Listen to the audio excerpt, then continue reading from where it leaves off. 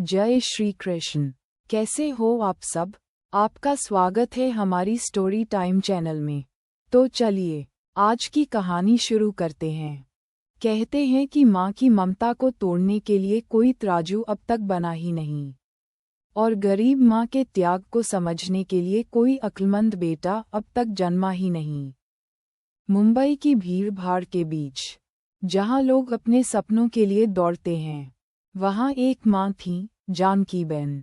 वे दूसरों के घरों के गंदे बर्तन मांजकर अपने बेटे करण के सपनों को चमकाती थीं। हर रात भूखी सो जाती थीं ताकि उनका बेटा पढ़ सके। हर सुबह होटल में झाड़ू लगाती थीं ताकि एक दिन उनका बच्चा ऊंची कुर्सी पर बैठ सके। पर किस्मत का खेल देखिए, जिस होटल में वे फर्श साफ करती थीं, उसी होटल में एक दिन उनका बेटा मुख्य अतिथि बनकर पहुंचा। पूरी कहानी जानने के लिए आखिर तक सुनिए। मुंबई की एक बारिश वाली सुबह थी। सूरज बादलों के पीछे छिपा हुआ था।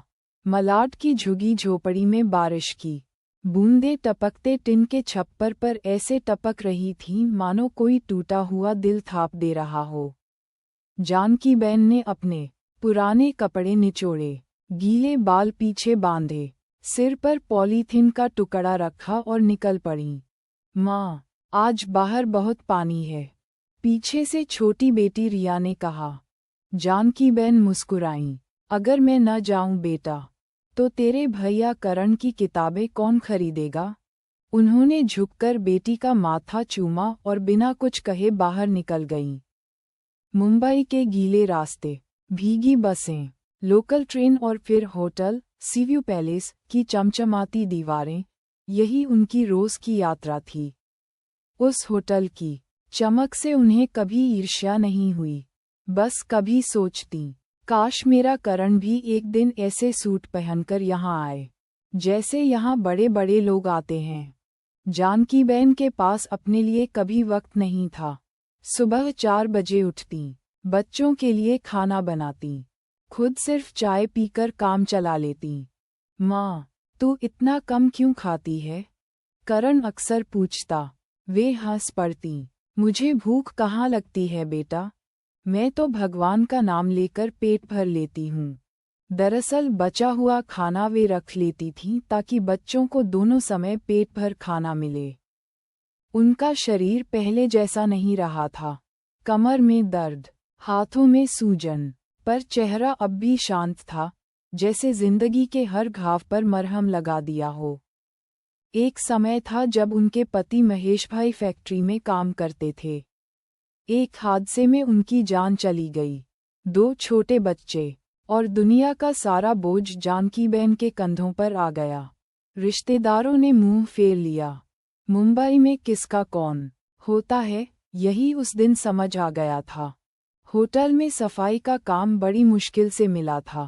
पहले पहल झाड़ू लगाने में शर्मिंदगी होती थी, पर जब करण की स्कूल फीस भरी, तो भगवान का शुक्रिया अदा किया। वे अक्सर कहा करतीं, अगर झाड़ू उठाकर मेरा बेटा कलम उठा सके, तो मुझे इस काम पर गर्व है। करण पढ़ाई में तेज था। टीचर तारीफ करते, वह किताबों में डूबा रहता, पर कभी माँ के हाथों की लकीरें देखता और सोचता, कब तक माँ झाड़ू लगाएगी। बचपन से उसका एक ही सपना था, एक दिन मैं इतना बड़ा बनूंगा कि माँ को कोई झुककर न देखे, सब सिर झुकाकर सलाम करें। मुंबई की भीड़ में जहाँ हर कोई अपने सपने के पीछे भाग रहा था, जानकीबेन ने अपने बेटे के सपने को अपना सपना बना लिया था। रात दिन काम करती, त्योहारों पर भी छुट्टी नहीं लेती। दिवाली की रात जब पूरा शहर जगमगा रहा था, वे होटल का फर्श साफ कर रही थीं, हाथ में पोछा, दिल में करण का चेहरा। मेरा बेटा IAS बनेगा, वे धीरे से बुदबुदाईं। पास से गुजरते वेटर ने हंसते हुए कहा, अरे जानकी, तेरे घर से IAS निकलेगा? ऐसे सपने तेरे जैसे लोगों के लिए नहीं होते। जानकीबेन मुस्कुराईं। कभी कभी भगवान गरीब की झोपड़ी में भी सूरज उगा देता है। रात को घर लौटी तो करण लालटेन के नीचे पड़ रहा था। माँ, ईमानदारी, शब्द का मतलब क्या होता है? जानकीबेन ने कहा, जब कोई अपनी मेहनत और सच्चाई से जीतता है, वही ईमानदारी है। तू ये कभी नहीं भूलना। करण ने सिर हिलाया और मन में ठान लिया, मैं माँ की यह बात कभी नहीं भूलूंगा। दिन बीतते गए, जानकीबेन की कमर झुकती गई, पर उम्मीद सीधी खड़ी रही। हर महीने की तनख्वाह में से भी बच्चों की फीस, किताबें, बिजली का बिल भरती, अपने लिए चप्पल तक नहीं खरीदी, पर करण के लिए नए जूते जरूर लाईं। वे चुपके से सोचती, काश करण एक दिन मुझे इस होटल में ले जाकर कहे, बस माँ, अब तुझे फर्श पर झुकना नहीं पड़ेगा। उन्हें कहाँ पता था कि वह दिन आएगा भी, और ऐसी जगह आएगा जहाँ वे सोच भी नहीं सकती थीं। एक तपती दोपहर, होटल सीव्यू पैलेस की चमचमाती लॉबी में मेहमानों की चहल पहल थी। एक कोने में जानकीबेन चुपचाप झाड़ू लगा रही थीं। पसीने की बूंदें माथे से टपक रही थीं, पर चेहरे पर वही पुरानी शांति। दूसरी तरफ उनका बेटा करण कॉलेज का पहला दिन मना रहा था। सरकारी कॉलेज, जिसका सपना उसने सालों से देखा था। न ब्रांडेड बैग, न जूते, पर आंखों में चमक थी, वह चमक जो भूख और सम्मान की कीमत जानने वाले बच्चे की होती है। करण इतना होशियार था कि उसे कॉलेज में स्कॉलरशिप मिल गई। जब उसने माँ को बताया तो जानकीबेन ने उसे गले लगाकर कहा, देखा बेटा, मेहनत कभी खाली नहीं जाती। भगवान ने तुझे चुन लिया। उस पल उनके मन में जो गर्व उमड़ा, उसने सालों की थकान धो दी। पर हालात आसान नहीं थे। कॉलेज की किताबें, प्रोजेक्ट, फीस, सब पैसे मांगते थे। जानकीबेन ने ओवरटाइम लेना शुरू कर दिया। अब सुबह के बाद शाम की शिफ्ट भी करने लगीं। हाथों की नसें सूज गईं, पर मन में बस एक बात, करण को कभी यह न लगे कि उसकी माँ झाड़ू लगाने वाली है। करण को भी एहसास हुआ कि माँ बहुत मेहनत कर रही है। वह पार्ट टाइम ट्यूशन लेना चाहता था, पर माँ डांट देती, तेरा काम सिर्फ पढ़ना है, मैं हूं ना तेरे पीछे। एक रात छत पर बैठी तो हवा में नमक और समुद्र की गंध थी। वे आकाश की ओर देखकर बोलीं, हे भगवान, मेरे बेटे के रास्ते से कांटे हटा दे, मेरे हिस्से में डाल दे। धीरे धीरे साल बीत गए। करण अब कॉलेज के टॉपर में गिना जाने लगा। प्रोफेसर कहते, ये लड़का एक दिन बड़ा अफसर बनेगा। पर करण जानता था, अगर माँ न होती तो किताबों के नीचे नहीं, जिंदगी का बोझ दबा देता। एक दिन कॉलेज में यूपीएससी की वर्कशॉप हुई। एक अफसर ने कहा, जो बच्चे समाज बदलना चाहते हैं, वे आईएएस बने। वे शब्द करण के दिल में उतर गए। उसने ठान लिया, अब बस यही मंजिल है। जब उसने माँ को बताया तो जानकीबेन डर गईं। बेटा, ये बहुत बड़ी परीक्षा है। अमीरों के बच्चे भी सालों फेल होते हैं। करण ने उनका हाथ थामा।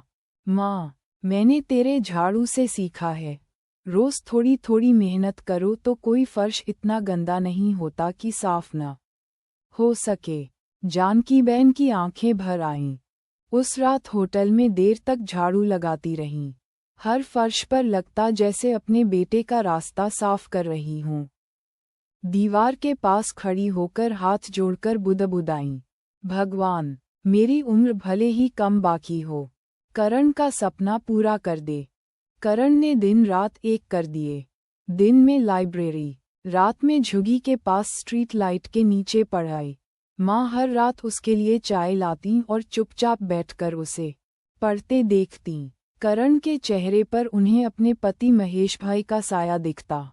जब वह थक जाता तो माँ सिर में तेल लगाती और कहती, बेटा, जो तेरा है उसे तुझसे कोई नहीं छीन सकता, बस अपने कदम थामे रखना। करण हंसता, माँ, जब तेरे जैसे लोग भगवान से प्रार्थना करते हैं तो किस्मत भी डर जाती है। समय बीता। करण ने पहली बार यूपीएससी दी, फेल। दूसरी बार, फिर फेल। तीसरी बार जब रिजल्ट आया तो सबसे ऊपर नाम था, करण जानकी। उस दिन जानकीबेन होटल में पोछा लगा रही थीं। करण दौड़ता हुआ आया, आंखों में आंसू, हाथ में मोबाइल। माँ, मैं आईएएस बन गया। जानकीबेन कुछ पलों के लिए ठिठक गईं।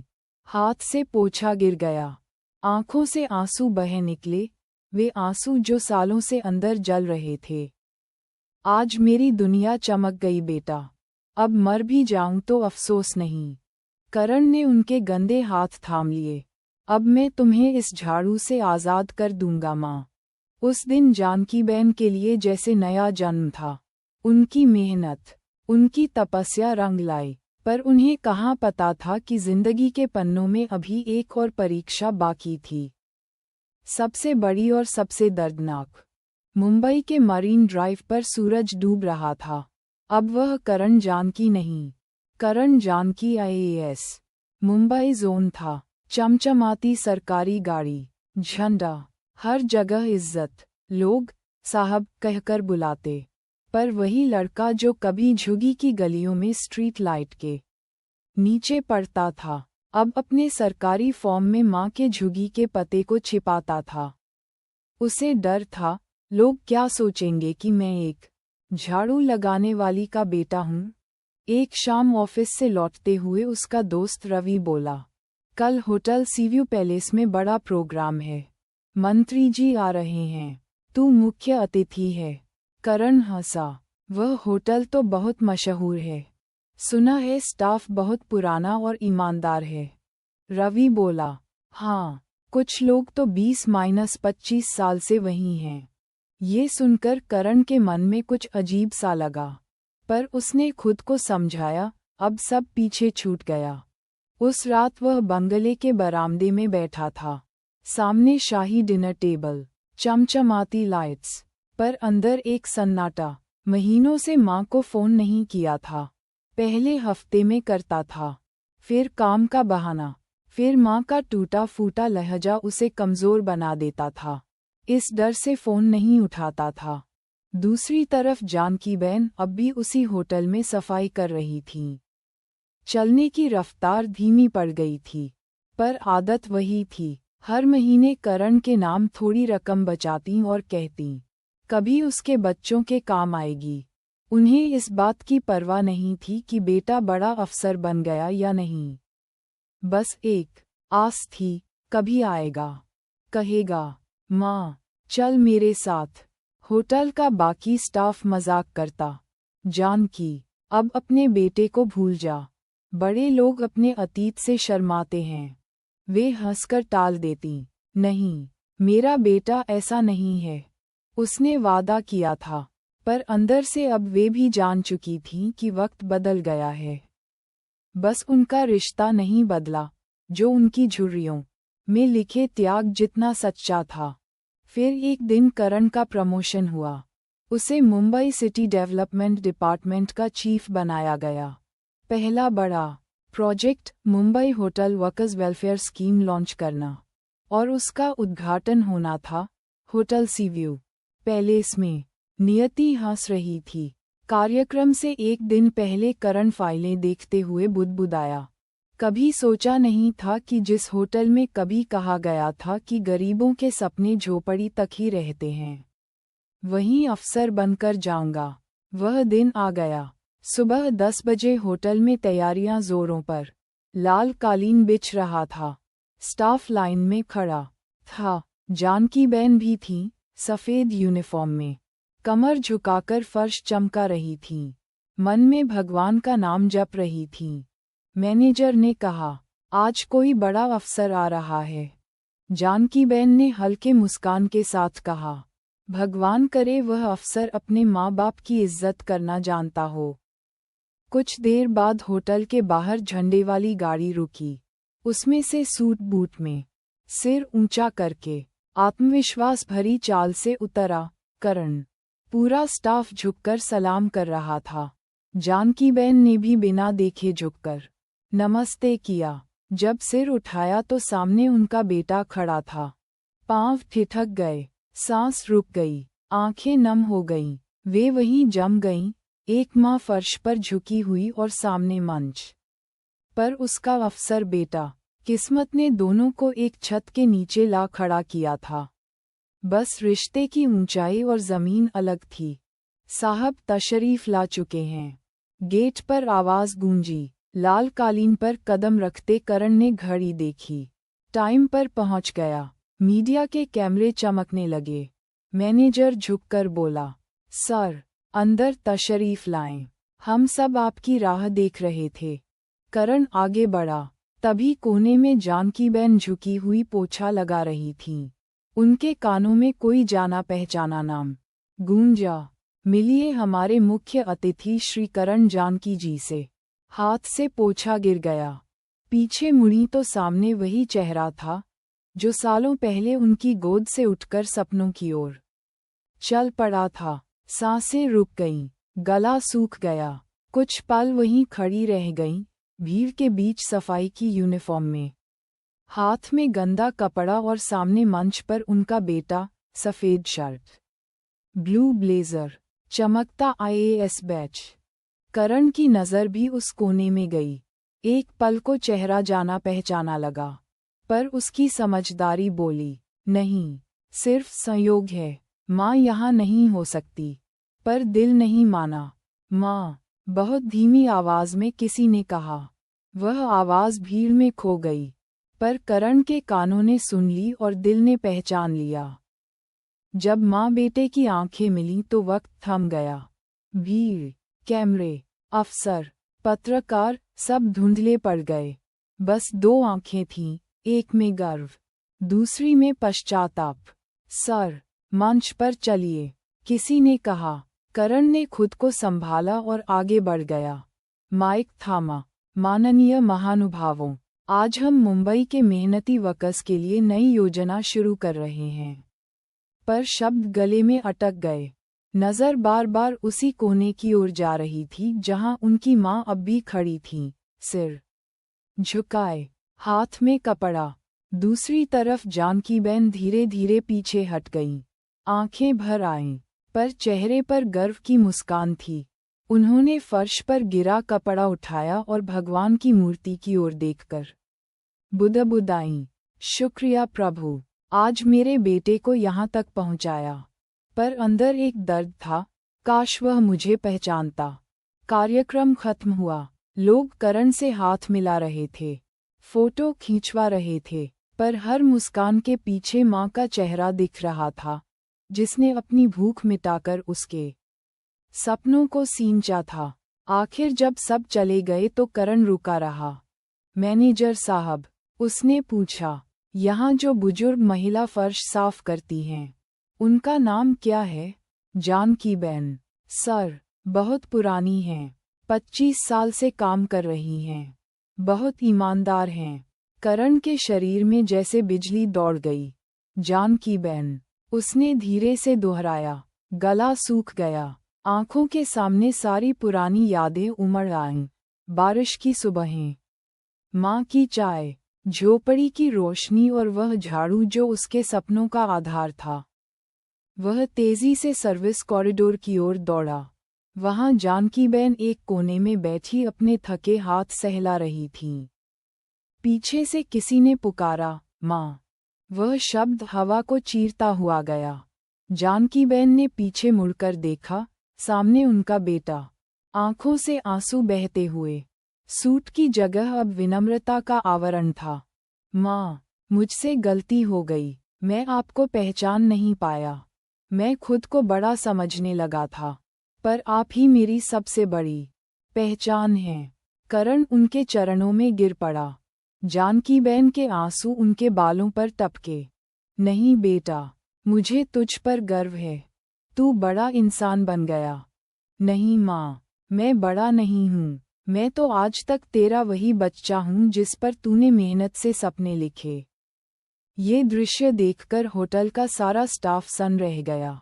किसी ने देखा, एक आईएएस अफसर जमीन पर अपनी माँ के पांवों में झुका हुआ है। कैमरे फिर चमके, पर अब वह फोटो सिर्फ एक अफसर की नहीं, इंसानियत की मिसाल बन गई। हॉल में अब सन्नाटा था। करण अभी भी माँ के चरणों में झुके थे। जानकीबेन ने उनके बालों पर हाथ फेरा जैसे बचपन में फेरती थीं। बेटा, उठ, सब देख रहे हैं। करण ने सिर उठाया। आंखें लाल थीं पर मन हल्का था। माँ, आज जो सब देख रहे हैं वही सच देख रहे हैं। अब मैं छिपाना नहीं चाहता कि मैं कौन हूँ। वह उठा और माइक की ओर गया। हॉल में अभी कुछ पत्रकार मौजूद थे। करण ने गहरा सांस लिया और बोला, दोस्तों, आपने आज एक अवसर देखा। अब मैं चाहता हूँ कि आप एक बेटे को देखें। जिस होटल में मैं आज मेहमान बनकर आया हूँ, यही वह जगह है जहाँ मेरी माँ पिछले 25 साल से सफाई करती हैं।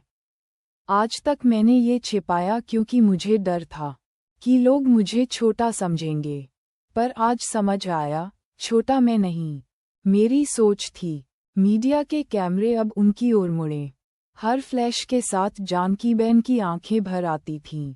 वे चुपचाप खड़ी थीं, सफ़ेद यूनिफॉर्म में, हाथ में झाड़ू, आंखों में चमक और गालों पर आंसू।